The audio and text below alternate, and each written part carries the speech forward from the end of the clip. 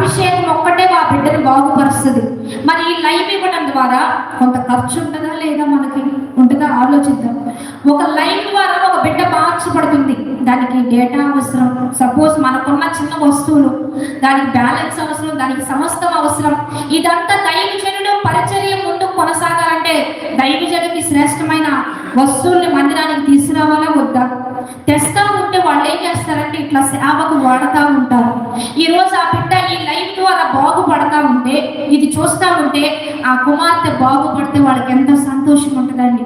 ఎందుకంటే అది ఈజీ, మనకు సింపుల్. చేతబడి శక్తులు అంతేం అంటే మందిరంకి వస్తే దైవికంగా ప్రార్థన పూర్వకంగా ఉంటే అది చాలా సింపుల్. కానీ ఆ బిడ్డ మాత్రం బాగుపరిచే వాళ్ళు లేక, ఎవరు స్వస్థపరుస్తారో తెలియక కుటుంబం అంతా గలిబిలి అవుతుందంట. రోజు ఆ బిడ్డల్ని తల్లిదండ్రులనే ఆ బిడ్డ కొట్టి స్థాయిలోకి వెళ్ళిపో